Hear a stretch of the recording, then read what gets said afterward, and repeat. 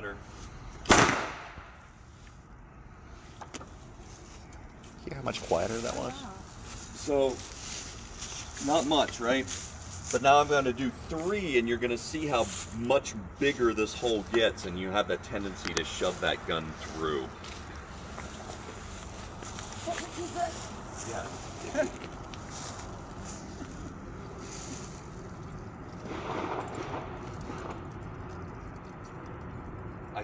Ready to go? See how the muzzle projects through? Yep. So I'm not even trying to push it through, it just naturally does with the recoil of the gun. Now can you see with this how if you had a hammered revolver, then that hammer going back and forth catches that material right there, and so what I see tend to happen is something that looks like this with multiple shots all the way through. And with the bigger loads, it will make it. But everybody take a look there. Could you see that be a potential problem with your semi-automatics?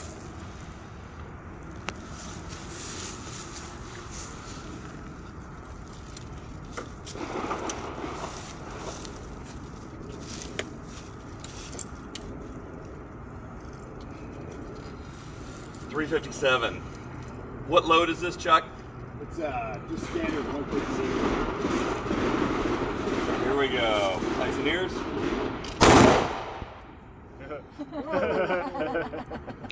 Big boom. Holy. 357 makes a little bit bigger hole. A little bit bigger of a hole. Do you want me to do 43? Yes, let's do the 43.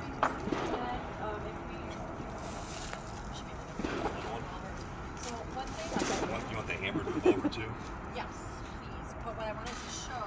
So another thing to think about with bags is all this stuff inside the bags, particularly with the hammered revolver. This is also a problem with the hammered revolver, but this actual space in here for a semi-auto is not as bad theoretically because the brass can still eject, but once you start pushing the muzzle through the hole of the firearm, that's where you're going to start to get hang-ups on brass getting in there and the slide getting caught up. Does that make sense? Let me do the hammered revolver with that one, and we'll do the 43 with a little. Okay. So what I'm going to do with this one with the hammer to see if I can make it happen, I don't know if it will with this material or not. What I'm going to do is I'm just going to try to fire a whole cylinder full as I'm doing it, and as the gun projects through the hole, we're going to see if the hammer catches. It may or may not, but we'll see what happens. Everybody, eyes and ears, please. Yep. Caught. Yeah, it's too. So the hammer, I can't pull the trigger. Again. I found often it's tough to get the gun separated from the bag at that point. Yes. Too. Yep. So again, eyes and ears. That time it works. It's just unpredictable. It's just unpredictable. Sometimes the hammer catches, sometimes the hammer doesn't. And one thing to think too, these bags are staged empty, right? There's nothing in them that will cause the bag to act even weirder. So real quick, like I said, I picked this small bag just as besides the sparkly, awesome chain.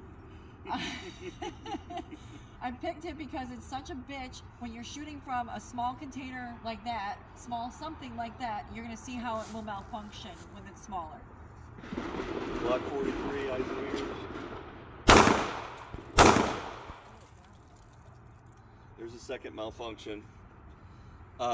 You also get hot brass getting deflected and sitting on your hand as you're in there. Sorry, I forgot to mention that part. This is what happens. You need to know it. So 2 shots, we have a malfunction. Yep. There's the malfunction that happens. You guys see. Exactly what you described. Yep. Yep. That same dynamic can happen if you have billowy garments or a coat or something like that. If you're firing from retention and you do what some people teach improperly, roll the gun out or floating a gun, you can get that sort of thing as well for clothing interference.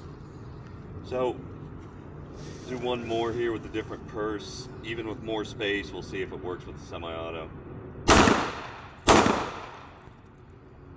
Same thing. Yep. I won't point up over the berm, but there it is. There it is. So, bottom line, when shooting through these things, I think the hammerless revolver is the way to go. Hammerless revolver is definitely the way to go. And you can see that it is possible. It can be a dire situation, but it is possible. Worst case scenario, I don't know what's more important to you, your bag or getting somebody off you. Who knows? Shit. Sorry. I'm from the north. We don't have those.